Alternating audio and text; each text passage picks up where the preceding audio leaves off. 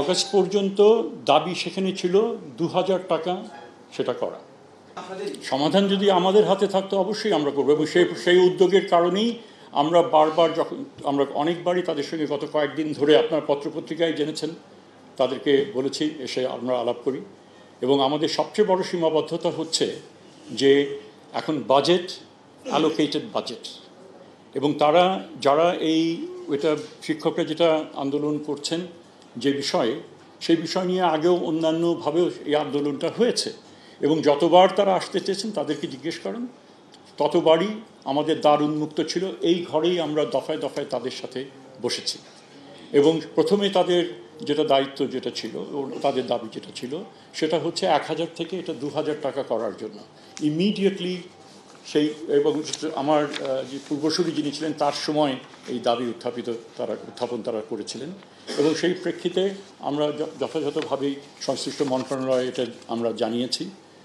যে প্রসঙ্গটা বললেন যে বছরের শেষ, সামনে পরীক্ষা, এখন যদি এটা না হয় গ্রহণ করি, কিন্তু আমরা যখন আগস্ট পর্যন্ত দাবি সেখানে ছিল ২০০০ টাকা সেটা করা, এবং যদি পার্সেন্টেজ নিয়ে যে কথাটা বলা হচ্ছে, এটাকে যদি এটা গুরুত্বপূর্ণ, খুবই গুরুত্বপূর্ণ, সেক্রেটারি মহোদয় যেটা বললেন খুব ইম্পর্টেন্ট ট্রানজিশন। এখন এটাকে আমরা যদি মনে করি এটাই শেষ তাদের দিক থেকে কথা যে আমরা এত পার্সেন্ট দিতে হবে, আমাদের দিক থেকে কি এই আশা করাটা সঙ্গত ছিল কি না আপনাদের বিবেচনার জন্য বলছি। এবং রাজনৈতিক প্রতিষ্ঠান তারা যেটা মনে করেন, এবং অনেকেই মনে করেন যেটা শিক্ষকদের দাবি দাবা অবশ্যই এটা করা দরকার, তাহলে প্রিপারেশন হিসেবে বাজেটের অনেক আগে এই ধরনের একটা যেটা হাই ডিমান্ডিং একটা দাবি, যেখানে হাজার হাজার কোটি টাকার একটা বিষয় যেটা আছে, তো সেই ওই এক্সারসাইজটা কি তাদের, বা এই দাবিটা উত্থাপন করা কি তাদের আগে দরকার ছিল না?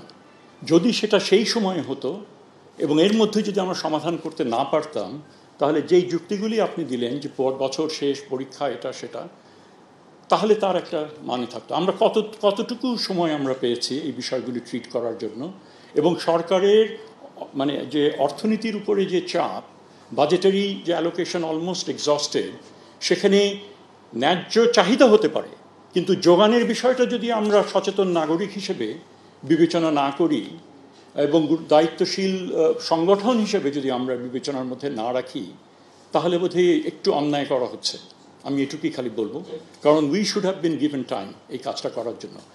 যখন যেই বিষয়গুলো যারা নিয়ে এসছেন, যেহেতু তারা শিক্ষক, যেহেতু তারা অনেক তাদের প্রাপ্তি আরও অনেক হওয়া দরকার, আমরা মনে করি সেটা, কিন্তু তখনই কিন্তু আমরা রেসপন্ড করেছি সাথে সাথে, এবং তার এভিডেন্সও আমরা প্রোভাইড করেছি, কবে, কোথায়, কীভাবে করেছি।